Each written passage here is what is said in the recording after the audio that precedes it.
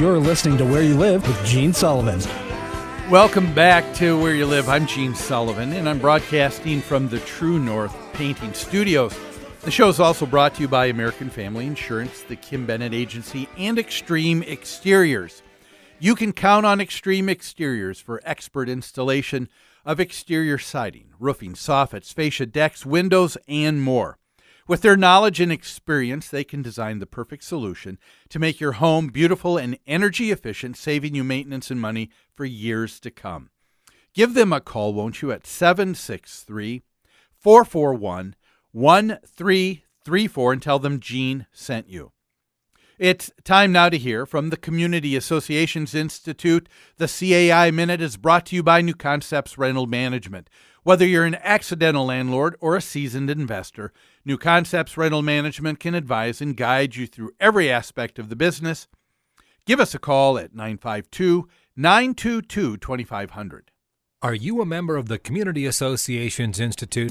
For nearly 40 years, CAI has provided education and resources to volunteer homeowners who govern community associations and the professionals who support them. Visit caionline.org to learn more. That address again is caionline.org. CAI helps community association board members by providing online resources, in-person training, and hard copy publications written by association management experts. CAI offers community managers professional development, networking opportunities, and a certification program that's established as the industry standard nationwide. Minnesota has its own chapter of the Community Associations Institute to bring resources and tools from community associations around the country right to your home. Visit CAIMN.com to learn more and become a member of CAI today. Your community and management company will benefit from your involvement. Join the Community Associations Institute today at CAIMN.com and click on Membership. If you're just joining us, I am throwing out a question for the topic for today's show, asking why is there seemingly a double standard? And as a property management company and involved with hundreds of homeowner associations, I've seen over the almost 30 years I've been in this business, people that are more quick to be upset and get on the case of how things are being governed by their board of directors, more so than they are with the people that are in the state legislature. Even though we're talking about the difference of a budget between a couple $100,000, whereas the state legislature, we're dealing with a budget that's billions of dollars. And I just said, why is that there seems to be this double standard? And the more I think about it, I am really convinced that I think the reason why is because of what I'm calling the bureaucratic paradigm. And I kind of built the case for it in our first segment here, and that is the larger something becomes, the more disconnected you are from it. It is hard for someone to think of something in millions of dollars when they only deal with a budget for their entire family in tens of thousands of dollars in a year. You become disconnected. It just doesn't seem real. And, it is, we need to realize that another tactic that's used by a lot of people that are in politics too, and that is, let's just label it, something else too. And so if I can paraphrase Shakespeare here, a tax by any other name would still be as odorous. Okay? It would still stink. You can call it a tax. What does that mean? It means it's going to cost you money. There's a cost. You can call it a contribution. You're making a contribution. You can call it an assessment. People call it their dues. People will call it a tariff, a levy. Okay? People are now even calling it a quote-unquote investment. But the bottom line is the same. We're talking about money. And it's interesting how we're dealing with numbers that are so large. How can we talk about a savings of a smaller amount and yet a larger amount is being taken or required of? And we take a look at it and there's that double speak where it appears that we're saving money. Well, if we're really saving money, the question to ask is, well, just put it in my hand. The money that I'm really saving, just put it in my hand right here. But the fact is, it's not. It's a myth. And I want us to try and take a look at it, because this issue of property taxes, it sounds like a wonderful thing that the state legislature did for us this year, that property taxes are going to be down with the help of state aid. And is that really taking place? Well, I don't think so.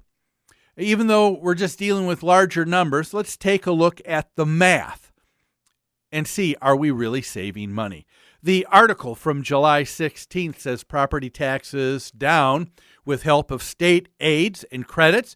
It begins, very first sentence out of the gate, Minnesota property taxes will go down about $49 million. That's a lot of money, a lot more money than most of us will see or make in our entire lifetime. But then it says it's for residents who qualify for state aid. So already out of the gate, as I talked about with Chris at the beginning, you go to a grocery store and they say, hey, buy this item, you're going to be saving $3 off. And then you get there and you find out, no, you got to take a coupon. And what you got to do is you got to apply for the rebate. No, you don't get it right now. You've got to apply and see if you can follow through the hoops. And if you forget to follow through the hoops in time, if you forget something that wasn't together in the information that needs for the rebate, guess what? You don't get it. But we're told right off the bat, $49 million is going to be going down in property taxes. So is $49 million really going down? I don't know. It goes on later in that same article saying that the legislature raised taxes on all Minnesotans by more than $2 billion this last biennium, and vowed this would actually help property taxes go down. Okay, so we are taking $2 billion more, but we're giving you $49 million back with the proviso that you qualify and you jump through the hoops. Is this really taking place? It goes on to throwing out another number. It says there was a report by a nonpartisan legislative office that shows that property taxes would have risen $124 million without these aids and credits. And so I'm thinking, how is this possible? We're told that the state is rearranging the budget, and we're dealing with numbers that are so big. It's like that shell game. Where did that nut go? What shell is it under? Here, $124 million. It says that property taxes would have been risen to. So we would have seen an increase of $124 million. How is that stopped by only $49 million? And $49 million if you qualify in the rebate. We're talking about numbers, again, that are so large for most of us, it doesn't even mean anything anymore. One of the things that I thought was kind of funny, there's a gentleman, a United States senator from the great state of Illinois, and his name was Dirksen. And he died in 1969, and somewhere in the late 1950s, early 60s, he was quoted as saying, you know, a few billion dollars here, a few billion dollars there, pretty soon you're talking about real money. And a lot of people laughed at that.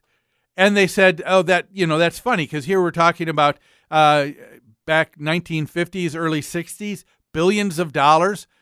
That's an amount a lot of us wouldn't see. I mean, that wasn't even the amount of state budgets back then.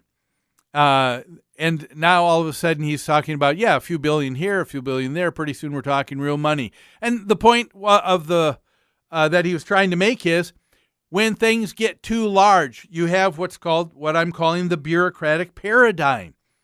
You become disconnected with what's going on. And so it's a math thing. Are we really saving any money when it's a possibility of $49 million, yet we're taking in over $2 billion more in revenue overall from all Minnesotans?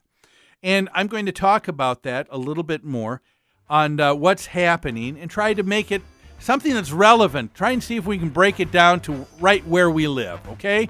But let's take a break right now, so don't go away. There's more after these messages.